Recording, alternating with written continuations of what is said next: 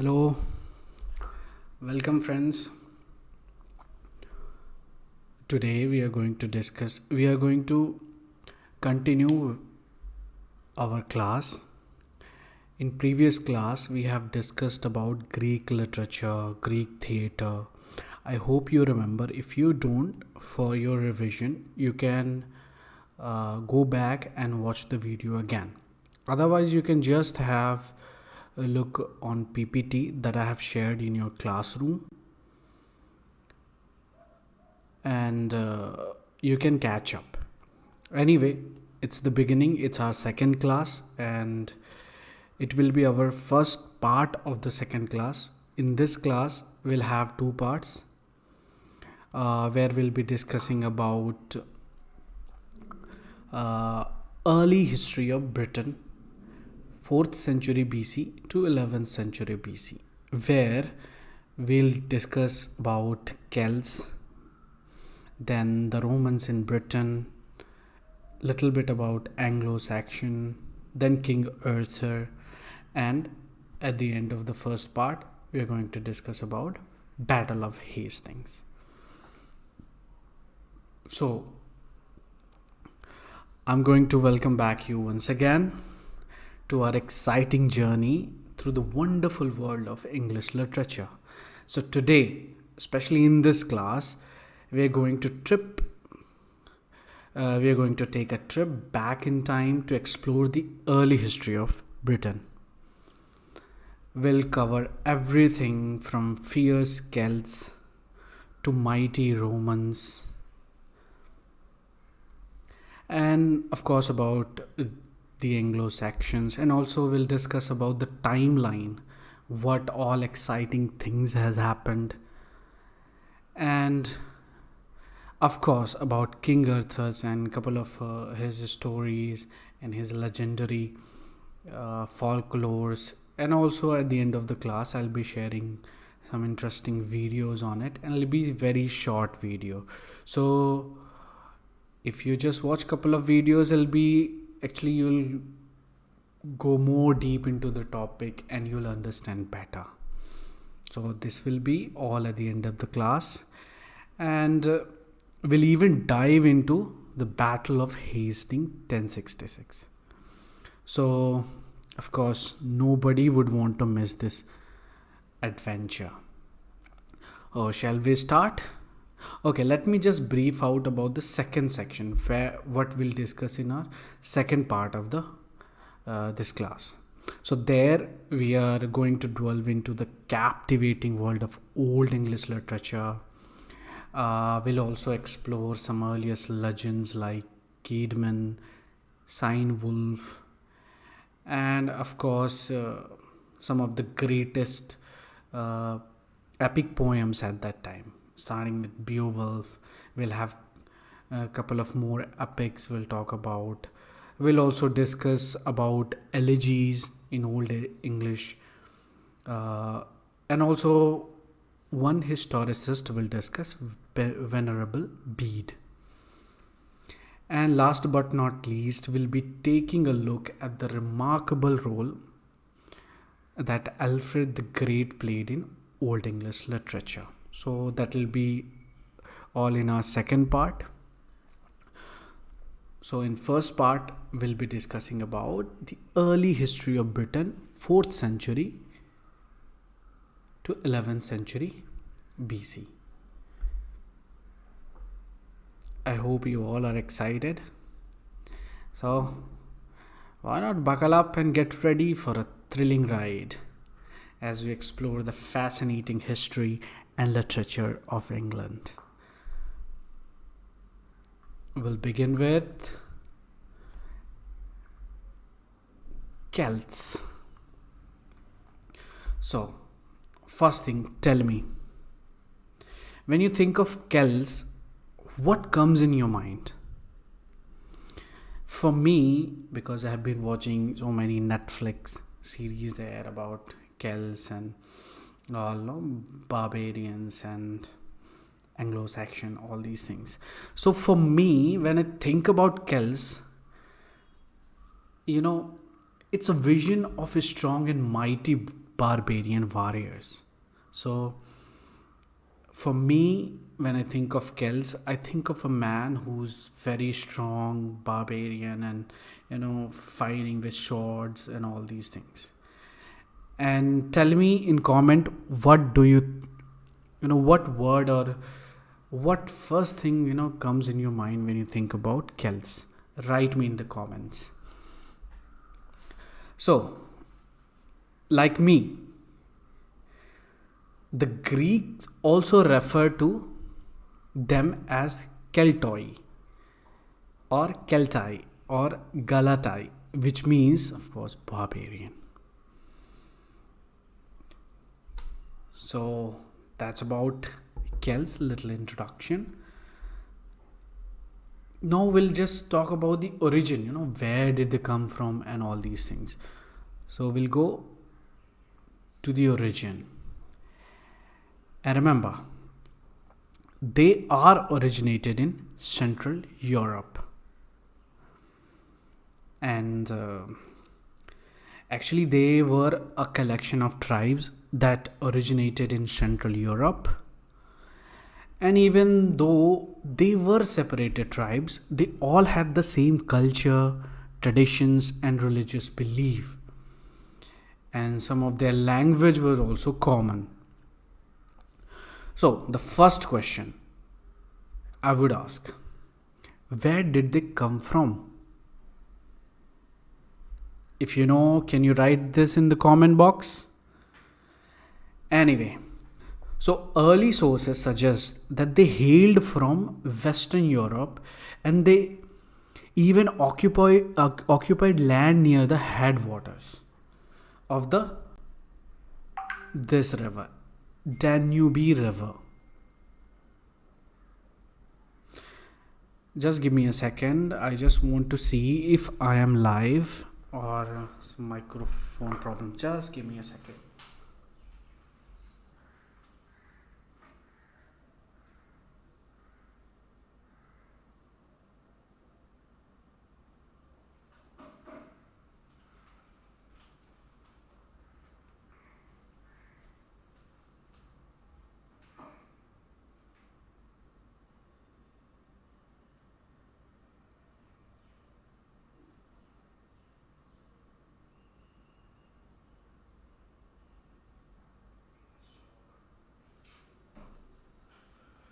So yes, it's working. Microphone is working well. Where we were talking about the river, Danube River. So this was the place where most of the land there, they occupied it. Where? Danube River. Remember this? And their home territories have been traced to Central Eastern France, Germany, and into Czech Republic. So that was their origin. So we know where they come from and what land they own and where they settled. Now we'll talk about their expansion.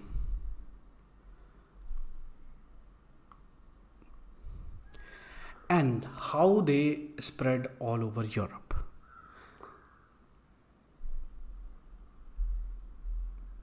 Okay, so what the things is, now it's getting more interested. In 279 BC, the Celts looted Delphi, which was a sacred Greek site. Remember this.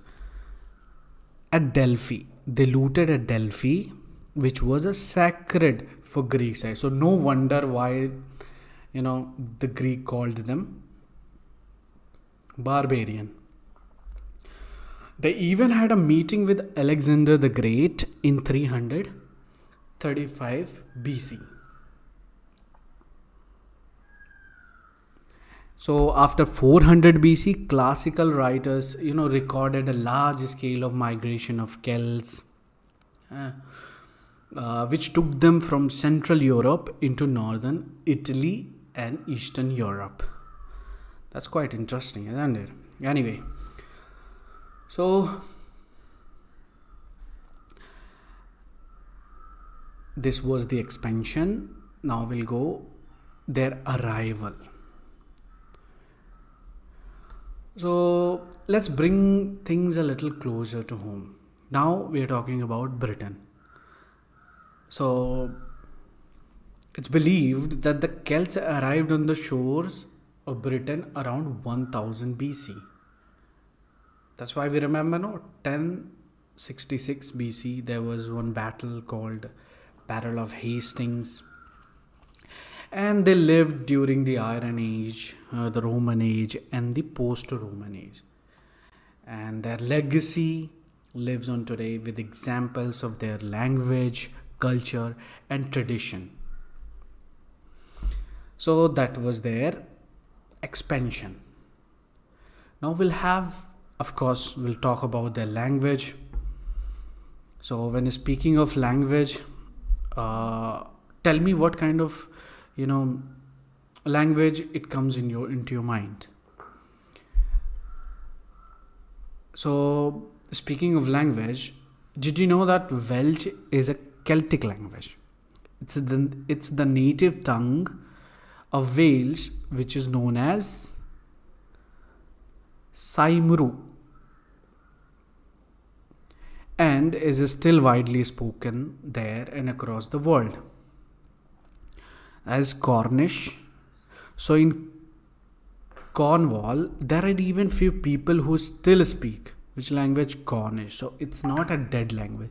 So one of the questions appeared in NAT, that which is the dead language. So there were a couple of questions, and also Celt option was also there, and among that there was Gaelic, Welsh, Britain. So these language they used to speak there, and still in some part of the country they are still speaking. Well, now that we talked about Celts, remember the word Keltai, Galatai, which means barbarian. We talked about origin, we talked about expansion, we talked about their arrival, and also we talked about language.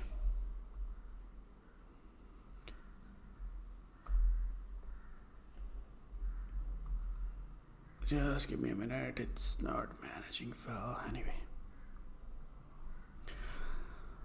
the second thing, tell me, shall we continue to explore more exciting history about Britain?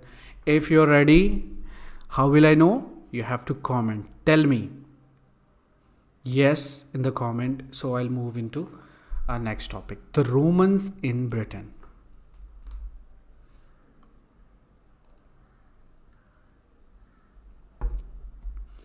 Remember, these mighty Romans,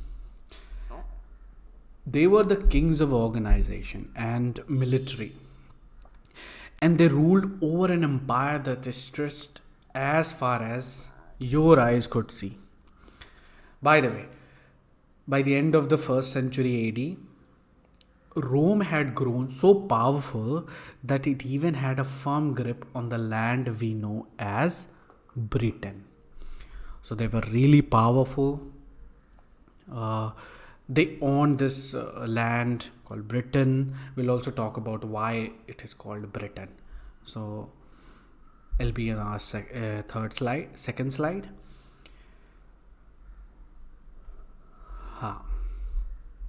So like for nearly 400 years, the Romans made their presence known in England. They brought with them all kind of their lifestyles, their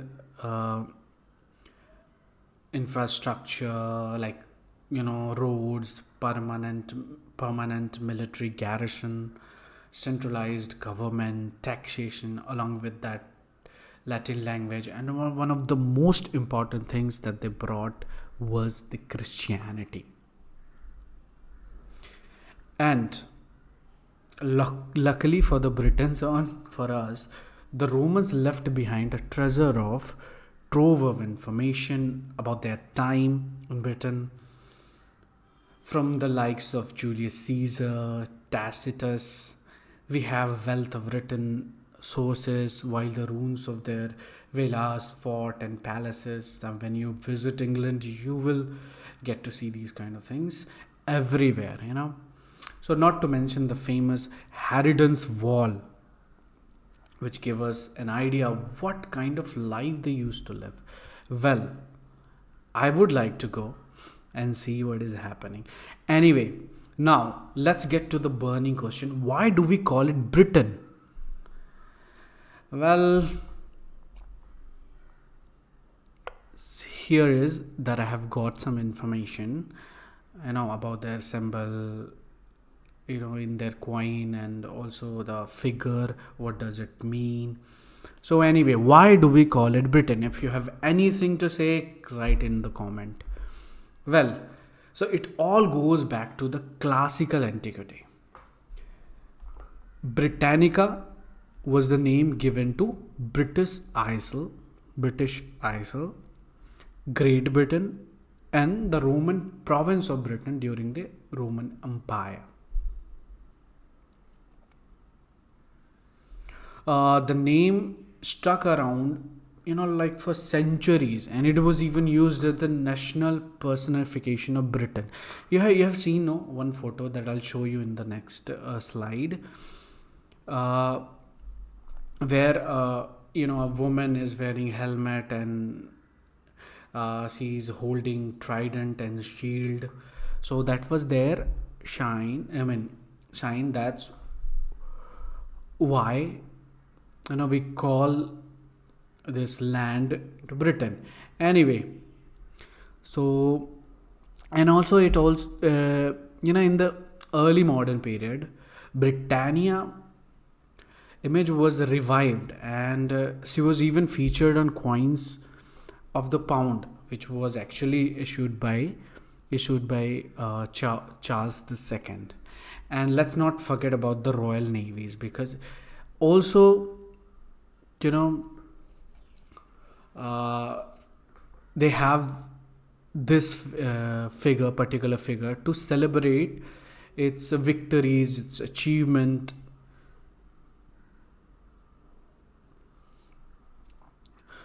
So, and a helmet was added to the coinage in 1850.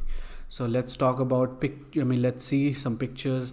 That picture that I was talking about, holding that woman is having helmet, and she's holding one spear here and shield.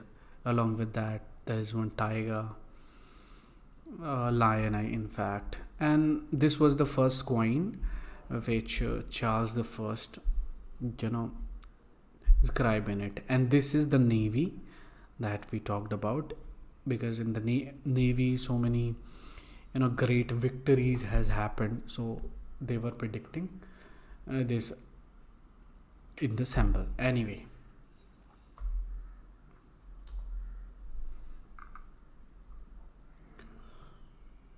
so the third thing we are going to talk about, what? Anglo Saxon. That is actually that is our main topic, and I'll have some of the events in it that, if you remember, it'll be good. So you'll know what kind of events has happened when Anglo Saxon was there, and their language, of course, we'll talk about how. So what would I say? Just buckle up your seats, and we are about to take a ride through time to meet the Anglo Saxon. So in fact, they were not superheroes, but they were pretty cool.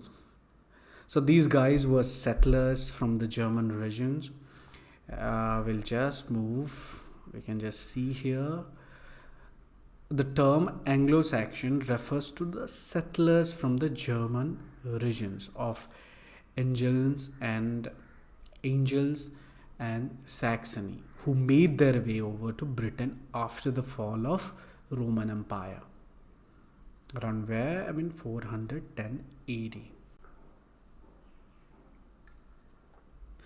So if I would say in our modern times, uh, these settlers were from the German, as we said, and they were like, if he meets, if any Anglo-Saxon we meet now, they'll be like saying like, "Hey, Britain," when they attacked. Anyway, we talked about Celts. Now these Anglo-Saxon also heard about Britain, so they would say something like, "Hey, Britain, we heard about you. Need some cool people to live there. So we are here to save the day." So, like they heard about it. Now they are going to invade Britain. So anyway, these were at the same time the Jutes and the Frisian from Denmark were also settling in Britain. But let's be real. The Anglo-Saxon were the real people. If you find people right now, most of them are from Anglo-Saxon. I mean, their ancestors and all. So, the Anglo-Saxon here, the Roman army withdrew from Britain early in the 5th century because they were needed back home to defend the crumbling center of the Roman Empire. So Britain was considered a far-flung outpost of a little value, but they did it. So now we are going to just have a look about their timeline, so we'll understand more point by point. So first, as we know, when did they come? I mean, what was the century? So they were invaded somewhere around 5th to 6th century.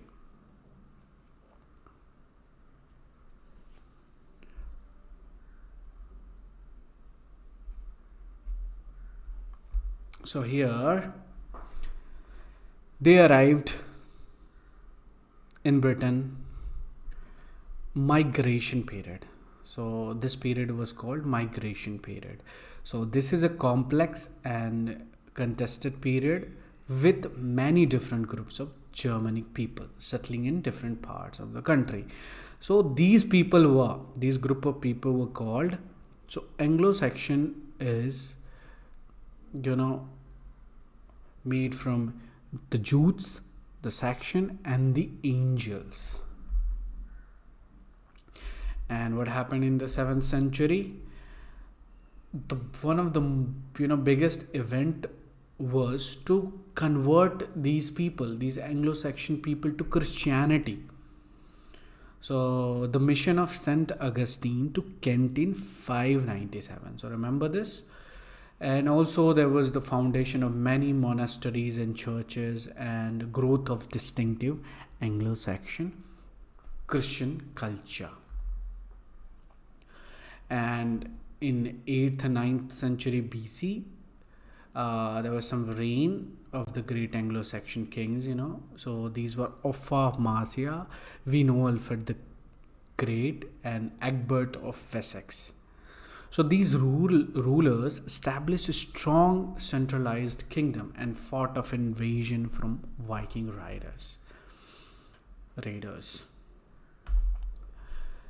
And we'll just have a look on the 10th century, what all things happened. The consolidation of England into single kingdom under the rule of who? West Saxon dynasty, which had survived the Vikings. So you remember, if you have watched Vikings in Netflix, you will understand all kind of things, what was happening, their culture, how they were partying, how they were, invading countries. And it's a really good series, and it's very, breathtaking and engaging. It'll just hold you. If you watch a couple of episodes, you will really like it, and no wonder if you'll finish in one day. Anyway, this period also saw the emergence of sophisticated Anglo-Saxon literature, including one of the best epic that we are going to discuss is Beowulf in our second part of the class. And 11th century, that we know what happened, Battle of Hastings. So that was the end of, so the Norman conquest of England in 1066. This was the biggest event in Anglo Saxon period, which eventually brought an end to the Anglo Saxon period. And this was the beginning of Middle Ages in English. And in our third class, it will be about Middle English literature, where we'll discuss about Chaucer and all. So that was all about Anglo-Saxon and their timeline. We'll have now that we have discussed all over, let's have some, let's go into, like into the world of chivalry, magic, and legends. So here it is, our King Arthur. You must have heard so many things about King Arthur. Can you just tell me at least one movie or something you have watched on King Arthur in the comment box?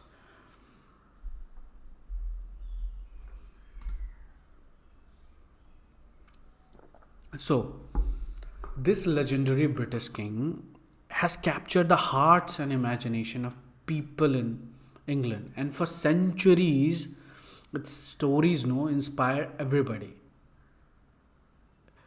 So, like in our, in India, there are kings, Akbar, Birbal, these kind of stories we are, grown up with it.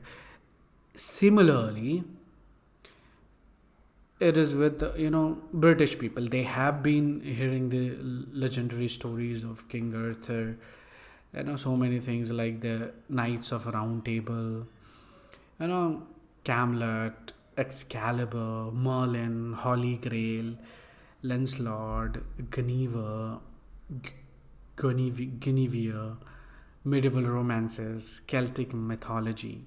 So these we have also familiar with the words.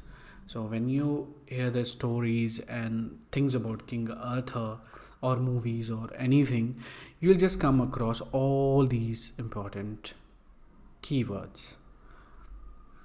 So anyway, if you're thinking that Arthur King was a real kind of deal, but it's hard to say for certain, whether the King Arthur was a real historic figure or just a mythical hero. But one thing is certain, his tales have become an integral part of the British culture, British folklore. So whether you believe in the existence of real life Arthur or not, his story has been passed on through generation and centuries to entertain us, enchant us. So according to the legend, King Arthur, who was the sovereign of noble, philosophy of knights, which we know as the Round Table, Knights of Round Table. So the story was like, these brave knights were dedicated to defending the weak and upholding justice in a world of full chaos and danger. But yes, where did the legend of Arthur come from? Now the next question is, where, how it is originated, where it came from, So some believe that it originated in Wales or in parts of northern Britain, which was at that time inhabited by Celtic speaking people. But as I say, no matter where it came from, one thing is certain, King Arthur and his knights have captured our imagination like no other legends. From the sword in the stone to the Lady of the Lake, there are many stories like, some adventurers or some romance, mystery, and most of the, literature, if you think, these were also the model. Like we have seen in fairy, that Spencer's work, so many things. I mean, so many works are inspired by King Arthur's legendary stories. Anyway, so if you're looking for more movies or something about it, what I'll do is I'll just add some videos in your classroom. You just have a look on it and get inspired. You will love his stories. Anyway, that is done here about King Arthur. Now we'll have the last topic of this class. I mean, first part of this class is Battle of Hastings. Remember these 5 points. That is enough for your battle of. Remember the date.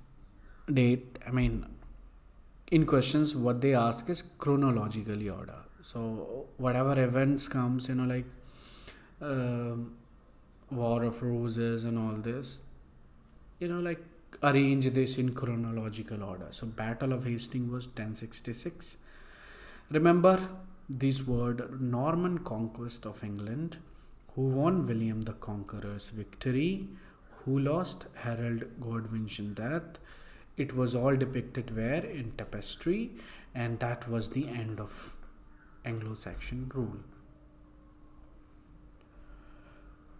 So it was a kind of clash between two titans, you can say. One was William, Duke of Normandy, and when another was who recently crowned king, which was who was Harold Godwin. So picture this: the English army led by King Harold, all decked out in their armor, took their position on one place is important in this, Senlac Hill near Hastings, and it was in autumn morning. These brave warriors were still reeling from their previous battle to capture Stamford Bridge in Yorkshire.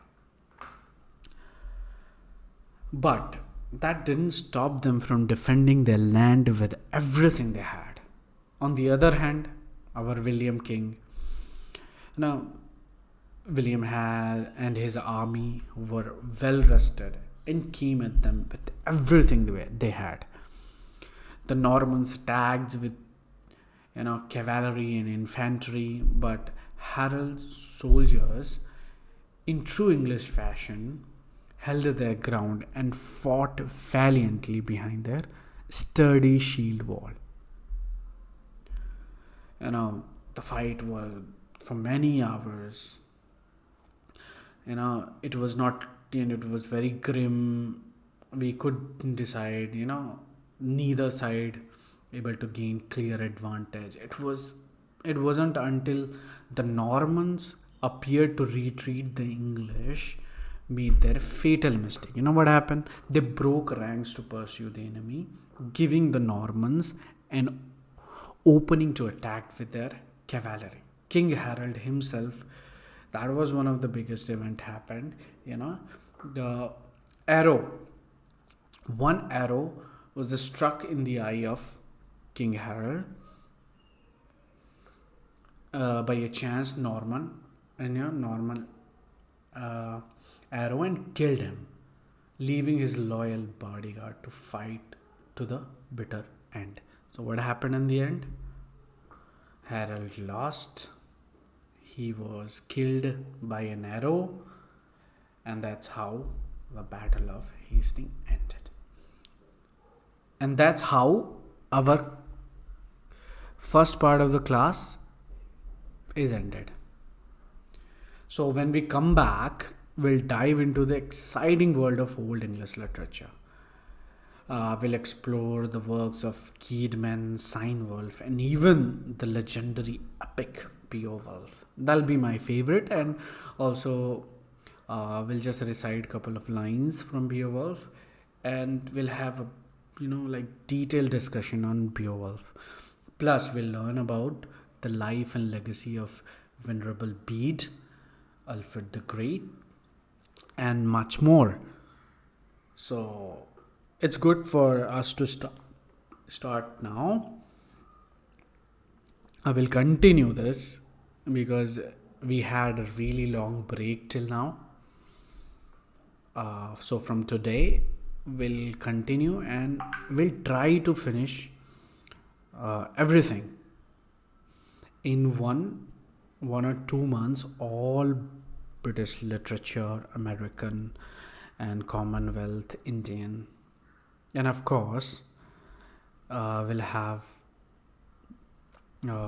discussion on previous year question paper. So that's all for today. I'll see you, not today, for this class I'll be back in a couple of hours. Okay, bye bye.